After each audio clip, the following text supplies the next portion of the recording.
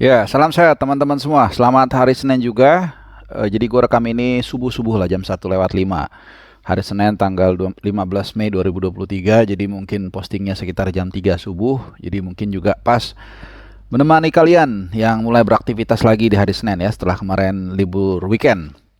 Oke, di edisi kali ini teman-teman gue akan bahas full Liga Inggris karena hampir semua udah main dan hanya kecuali Liverpool mungkin ya. Dan kenapa gue juga bahas full Liga Inggris? Karena sepertinya sudah jelas nih siapa yang juara, siapa yang gak juara, siapa yang masuk zona Eropa, dan siapa yang gak masuk zona Eropa. Nah, sementara kalau satu video lagi nanti gue akan bikin khusus Liga Italia dan juga preview timnas Indonesia menghadapi Thailand di final ya. Jadi kita kembali ke Premier League.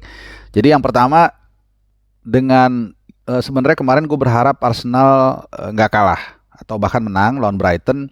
Kenapa? Karena walaupun gue udah jauh-jauh hari mengatakan musim ini bukan jauh-jauh hari sih, sejak tanggal 24 April setelah Arsenal kalah dari City di Etihad, itu gue sudah bahkan bikin judulnya itu City juara. Cuman gue berharap paling enggak persaingan ini bisa selama mungkin ya berakhirnya. Jadi dengan keadaan ini ya bisa lebih cepat karena minggu depan itu City akan menghadapi Chelsea tanggal 21 ya, tanggal 21. Jadi hari apa itu ya, tanggal 21? Hari Minggu. Nah, kalau ya dengan prediksi City yang akan menang, maka City sudah pasti juara. Dan artinya Arsenal nggak juara. Yang sepanjang musim ini terus-terusan di puncak klasemen, kedinginan, tapi ya ternyata gajahnya harus kembali ke habitat. Jadi harus menunggu berapa 20 tahun ya untuk bisa menjadi juara minimal. Karena kita nggak tahu tahun depan seperti apa ya. Nah itu satu. Dan yang kedua adalah soal jatah Eropa. Nah jatah Eropa ini kan dua sudah pasti milik City dan Arsenal. Nah, dua lagi ini memang di shuffle antara Newcastle, MU dan Liverpool. Tapi kalau kita lihat posisi klasemen terakhir, nanti gue akan share rasa-rasanya 70-80% ini akan ke The Magpies dan juga The Red Devils ya, ke Newcastle dan juga ke MU kelihatannya. Karena mereka unggul 4 poin ya, sama-sama unggul 4. Jadi Newcastle dan MU itu unggul 4 poin dari Liverpool dengan pertandingan yang sisanya sama, 3 pertandingan ya. Nah, yang menarik adalah satu nih, untuk Europa League diperebutkan oleh siapa? Apakah Brighton ataukah Liverpool? Nah, dengan itu yang gue bilang, dengan hasil tadi yang di luar dugaan ya, Brighton mengalahkan Arsenal, ini membuat Brighton justru sekarang ada di pole position untuk merebut jatah satu Europa League. Ya ini yang membuat pertandingan tadi juga begitu seru ya. Setelah 1-0, 2-0 sampai 3-0 tuh Brighton benar-benar ngotot luar biasa. Nah, sementara buat Spurs hampir pasti atau 95% mungkin mereka nggak akan bisa masuk ke Europa League karena jaraknya seperti yang lo lihat di klasemen ini dengan Liverpool itu 5 poin dan bahkan Liverpool masih ada 3 pertandingan sementara Tottenham 2 pertandingan. Ya jadi kira-kira udah terlihat gambarnya lah gitu ya di papan atas ini untuk klasemen papan atas. Nah, gua akan bahas gue run up dulu ya hasilnya ya. Hasilnya jadi dari pertandingan-pertandingan di papan atas itu ya semua kita tahu City menang kemarin dengan dari Everton. Oh sorry, bukan kemarin tapi hari Minggu ya, dengan skor 3-0. Gundogan ini jadi man of the match-nya. Jadi tidak ada De Bruyne, Gundogan pun jadi. Jadi sekali lagi ini berkali-kali gue mengatakan melatih tim besar itu bukan soal bagaimana punya pemain yang hebat, kalau itu udah pasti bisa. Tapi challengingnya atau tantangannya adalah bagaimana merotasinya dengan baik, dengan sempurna. Karena ada 2 tantangannya nih merotasi itu. Bagaimana membuat touch pemain itu nggak hilang, dan kedua membuat ego pemain itu juga nggak kecolek. Jadi kayak kemarin misalnya dengan Everton, nah De Bruyne dicadangin, gimana caranya dia tidak merasa kok gue dicarangin ya, kok dia main, kan gue pemain inti. Nah untuk memanage ego itu juga diperlukan skill. Dan bukan hanya lu master taktik, tapi juga bagaimana lu punya reputasi, punya jam terbang, punya catatan sejarah. Misalnya seorang Pep yang ngomong, tentu semua orang akan respect. Tapi kalau you are nobody, biar lu jago taktik, nggak akan yang ada yang mau denger, dan akhirnya kondisivitas di ruang ganti itu nggak tercipta. Nanti kalau dicadangin ngambek dan seterusnya ya. Waktu seperti Trossard di Brighton kan gitu, dicadangin ngambek. Padahal dia belum pemain bintang. Nah itu, jadi ini kehebatan dari Pep dalam mengelola gugusan-gugusan pemain bintang ini luar biasa ya. Gundogan benar-benar, dan dia gini, 2-3 musim terakhir kalau nggak salah juga setiap De Bruyne itu nggak main, dia itu pasti bisa mengisi posisi tersebut. Dia tetap bisa memanfaatkan ruang yang kosong ketika naik ke depan dan menciptakan gol. Dan kemarin dia buktikan, dan bahkan juga dengan salah satu tendangan bebasnya kalau nggak salah ya, menaklukkan Jordan Pickford. Nah kemudian Arsenal nanti gue akan bahas secara detail ya belakangan. Kemudian Newcastle juga kemarin main imbang 2-2 dengan Leeds United. Ini memang gak gampang ya, karena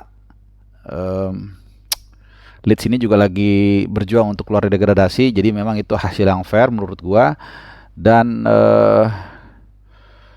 Newcastle itu ya tetap dengan hasil itu mereka tetap punya peluang untuk masuk di Liga Champions cukup besar lah, nggak terlalu berpengaruh. Kemudian hasil yang lainnya Manchester United ya menang 2-0 nih teman-teman, sama juga. Jadi ini poinnya jadi sama dengan Newcastle, kemenangan yang sangat penting dan pas, dengan ya tentunya icing the cake-nya Garnacho ya. Walaupun sebenarnya bukan anehnya, satu catatan yang menurut gue yang mungkin akan bikin pusing Erik ten Hag ini adalah posisinya Anthony nih.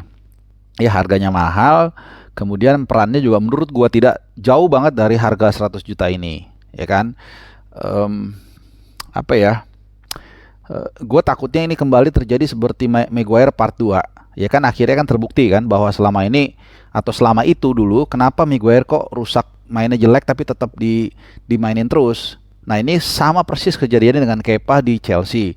Waktu itu tuh kalau nggak salah Kepa yang bawa ke Chelsea itu salah satu direkturnya Chelsea, pokoknya petinggi Chelsea lah yang perempuan, dan itu adalah orang dekatnya Roman Abramovich. Jadi dia kayak titip pesen lah ke pelatih siapa waktu itu ya, Lampard kalau nggak salah, atau si Tuchel, gue lupa, antara itulah, untuk tolonglah dimainkan, karena kalau enggak malu juga nih si cewek ini, gue lupa namanya, karena gue nih yang datengin dia dengan biaya mahal. Kalau misalnya nggak sampai dia nggak dimainin, dicadangin, tentu kan akan dipertanyakan reputasi dia dalam bursa transfer. Nah sama juga dengan Ronaldo, dan juga terakhir ya Anthony ini kita akan lihat. Tapi sejauh ini sih sebenarnya nggak terlalu jelek, tapi tidak cukup bagus untuk harga 100 juta. Nah ini mungkin salah satu titik isu yang mungkin harus diselesaikan oleh Erik ten Hag ketika musim ini selesai.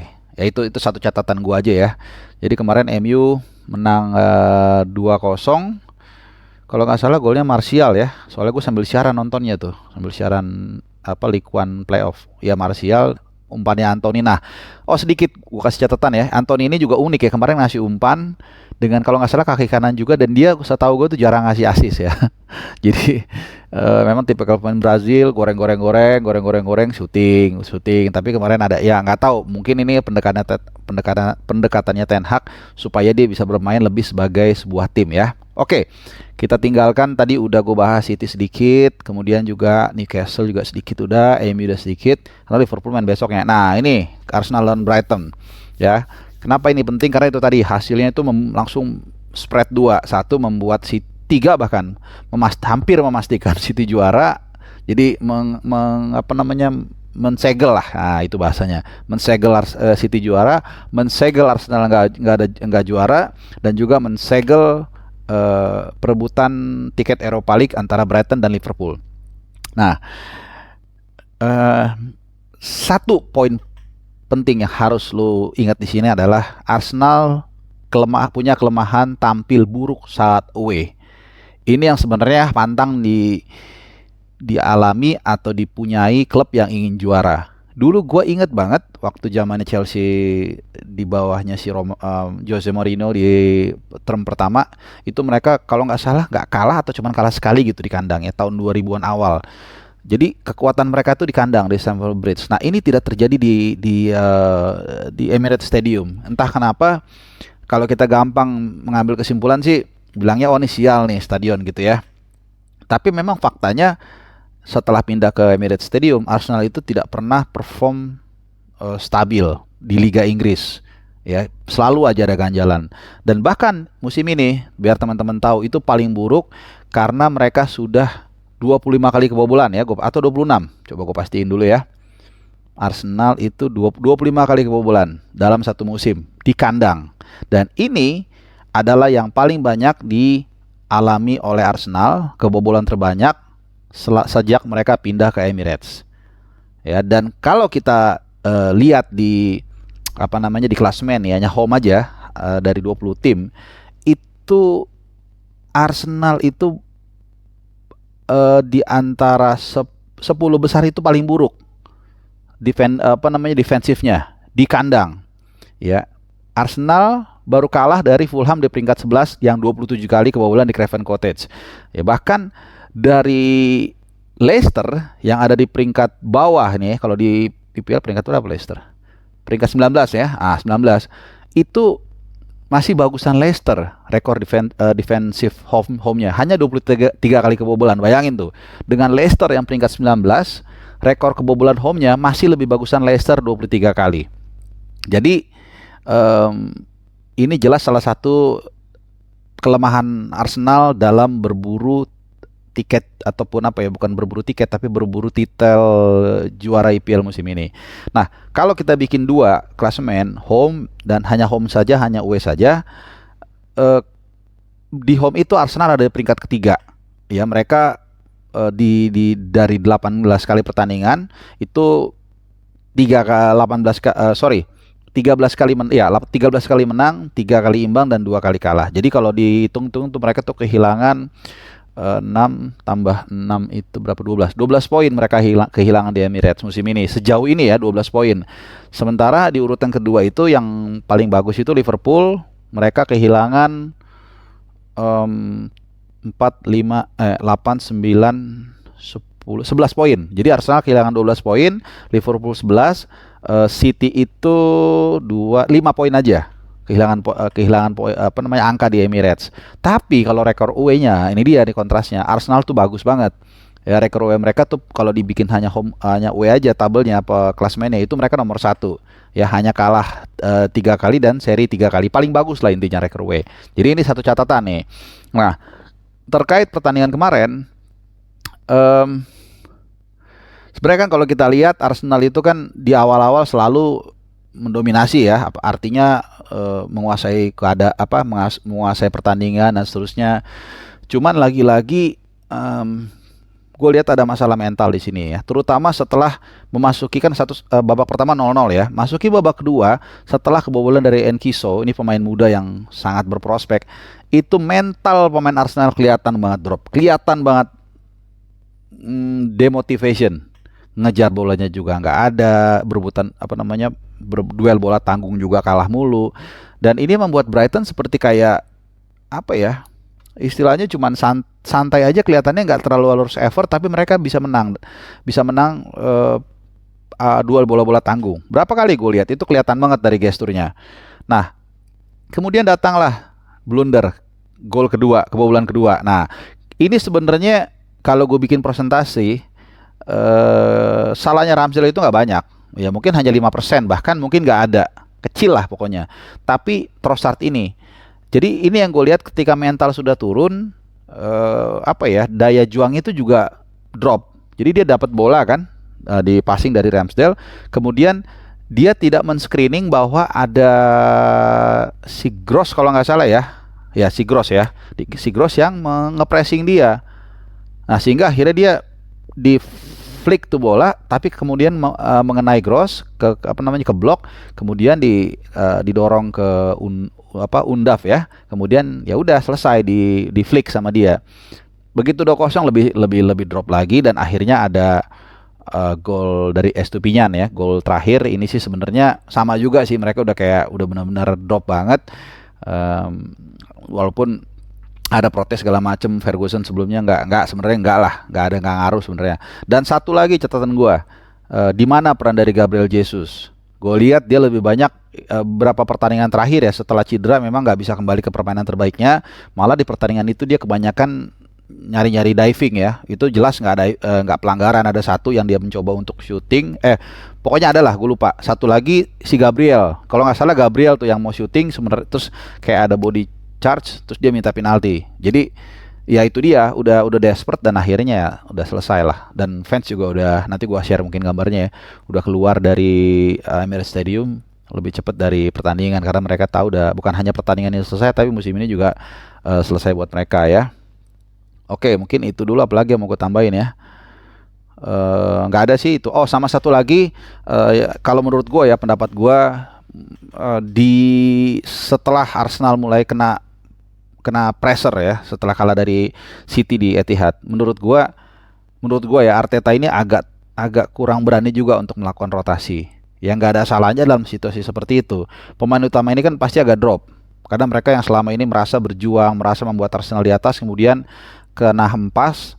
eh, Permainan mereka kelihatan memang agak turun lah setelah kalah dari situ itu. Nah, tapi menurut gua Arteta harusnya lebih berani untuk menampilkan pemain-pemain muda mereka. Minimal kalaupun mereka main dari bangku cadangan, minute play-nya lebih banyak. Ya Reiss Nelson misalnya, atau mungkin Emil Smith Rowe. Emil Smith Rowe kan musim lalu atau musim lalu ya, sebelum cedera lah, ini juga mainnya bagus. Atau mungkin juga Kiwor juga harus berani untuk dimainin. Kemudian juga kita nggak usah mikirin musim depan dulu lah, karena ini udah nggak bisa dirubah kan.